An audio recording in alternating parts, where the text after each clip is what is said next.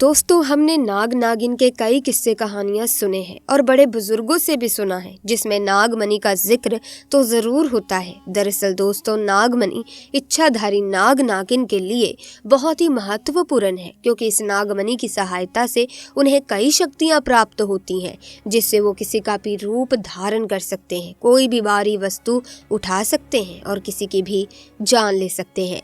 ऐसे में दोस्तों, जरा सोचिए कि इस नागमणि में कितनी शक्तियां होंगी, और अगर ये किसी इंसान के हाथ लग जाए तो वो इंसान बहुत शक्तिशाली हो जाता है, जिससे वो जो चाहे वो कर सकता है। लेकिन दोस्तों, नागमणि कोई साधारण इंसान हासिल नहीं कर सकता। ये केवल इच्छाधारी नाग नागिन को कठिन तपस्या के बाद महादेव से प्राप्त होती है, क्योंकि नाग नागिन महादेव शिव को ही अपना आराध्य मानते हैं और उनकी हजारों वर्षों की कठिन तपस्या से भगवान शिव खुश होकर उन्हें नागमणि देते हैं, जिन्हें इच्छाधारी नाग नागिन को संभाल कर रखना होता है। लेकिन दोस्तों, अगर कोई नागमणि चालाकी से चुरा ले तो उस व्यक्ति के साथ क्या होगा, आइए जानते हैं आज के इस वीडियो में। क्योंकि दोस्तों, तब क्या हुआ होगा जब इच्छाधारी नागिन ने दिया एक बच्चे को जन्म, और व्यक्ति की एक गलती के कारण इच्छाधारी नागिन ने उसके साथ जो किया सुनकर लोगों के होश उड़ गए। दोस्तों, ये चमत्कारी घटना है राजस्थान के एक छोटे से गांव चंदेला गांव की। दरअसल ये घटना घटित हुई चंदेला गांव के मुखिया और वहां के सबसे धनी इंसान वरुण जी के साथ।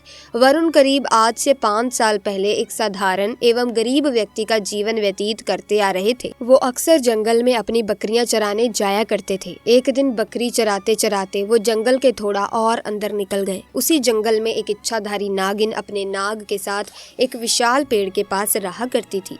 वो नागिन गर्भवती थी। शाम का वक्त था और वरुण जब उस पेड़ के पास से गुजरा तो उसे वहाँ एक तेज चमकती चीज दिखाई थी, परंतु साथ ही वो दोनों नाग नागिन भी वहीं थे। उन्हें देख वो थोड़ा सा डर गया और तुरंत ही वहां से जल्दी से घर की ओर भागा। वरुण इतना घबराया हुआ था कि उस समय तो उसने पीछे मुड़कर तक नहीं देखा, परंतु उस रात उसके ध्यान में वो चीज जो चमक रही थी वो बार बार आ रही थी। वो इतना तो समझ गया था कि वो हो ना हो बहुत ही मूल्यवान चीज थी, और अगर वो मुझे मिल गई तो मैं भी धनवान हो जाऊंगा। परंतु सबसे बड़ी मुसीबत थी वो दोनों नाग नागिन। अगले दिन वो वापस जंगल उसी पेड़ वाले स्थान पर गया और कुछ दूर खड़े रहकर छिपकर उस पेड़ के पास रह रहे नाग नागिन को देखने लगा। कुछ देर देखने के बाद उसने ध्यान दिया कि नागिन तो गर्भवती है। वो उस रात घर आकर सोचने लगा कि ये अच्छा मौका होगा जब नागिन अपने बच्चे को जन्म देगी, तभी वो नागमणि चोरी कर लेगा, क्योंकि उस समय नागिन कमजोर होगी, बस नाग को मारना होगा।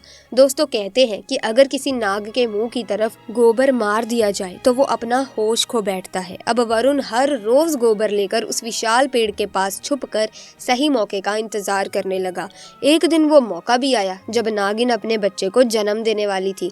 तभी चुपके से वरुण ने नाग के मुंह पर तेजी से गोबर मारा और फिर एक बड़े पत्थर से नाग को मार डाला, और फिर उसने नागिन और उसके बच्चे को भी मार डाला और उस मणि को उठाकर जल्दी से घर की तरफ निकल पड़ा। परंतु उधर नागिन किसी तरह बच गई थी और बस बेहोश पड़ी थी। जब नागिन को होश आया और उसने अपने बच्चे और पति को मरा देखा तो उसके दुख दर्द का ठिकाना नहीं रहा।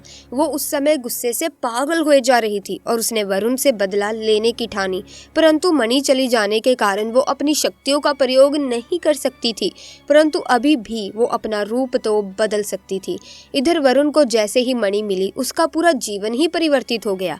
उसकी फसल इस बार काफी अच्छी हुई और काफी महंगे भाव में भी बिकी। उसकी तो जैसे मानो लॉटरी लग गई हो, क्योंकि जो भी वो धंधा कर रहा था उसे हर जगह से लाभ मिल रहा था। और वरुण को पता था कि ये सब उस चमत्कारी नागमणि का ही कमाल है।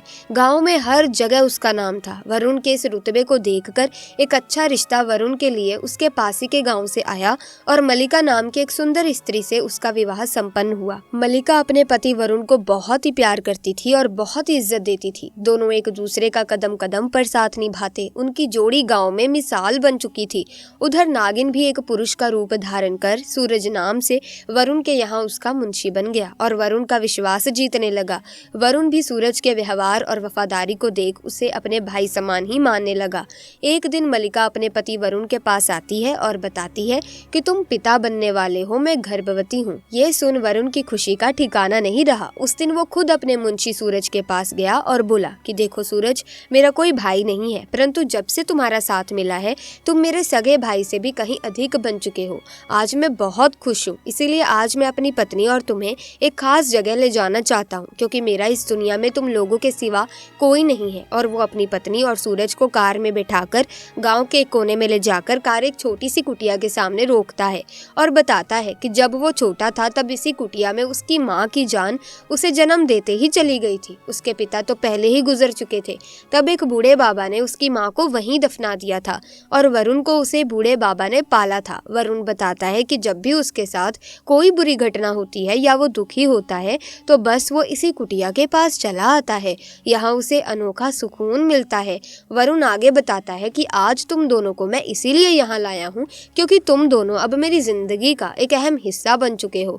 दोस्तों, ये सुन सभी की आंखों में पानी भर आता है। कुछ देर रुकने के बाद जब वे वापस पहाड़ी से होते हुए घर को जाते हैं तो अचानक उनकी गाड़ी पहाड़ी पर एक बड़े पत्थर से टकराती है और गाड़ी को जोर का झटका लगता है, जिसके कारण वरुण तो कार में ही फंसा रहता है, परंतु उसकी पत्नी मलिका पहाड़ से नीचे गिर एक पेड़ पर अटक जाती है और उस पेड़ के ठीक नीचे बहुत गहरी खाई थी। दोस्तों, वो रात कार्तिक पूर्णिमा की ही थी। सूरज अपनी शक्तियां पाकर पुनः नागिन रूप धारण कर लेता है। वरुण सूरज को देख चौंक जाता है क्योंकि सूरज अब नागिन में पुनः बदल गया था। वो नागिन वरुण को बताती है कि कैसे ठीक इसी तरह वो भी इस स्थिति में फंसी थी जब वरुण ने उसका पूरा घर संसार लूट लिया था, उसके पति और बच्चे को मारकर, और आज मेरे पास बदला लेने का मौका है। वरुण घायल गाड़ी में फंसा हुआ था और रो रो कर नागिन को बोलता है कि भले मेरी जान ले ले परंतु मेरी पत्नी गर्भवती है, उसे छोड़ दो। परंतु तभी उस नागिन को अपनी वही स्थिति याद आती है कि क्या होता है जब कोई अपना छिन जाता है। ये जिंदगी का सबसे बड़ा दुख होता है। नागिन ने वरुण का उसकी पत्नी के प्रति सच्चा प्यार देख उसे माफ कर दिया और उसकी पत्नी को पेड़ से निकाल बचा लिया तथा दोनों को हॉस्पिटल छोड़ खुद वापस जंगल में उसी विशाल पेड़ के पास चली गई।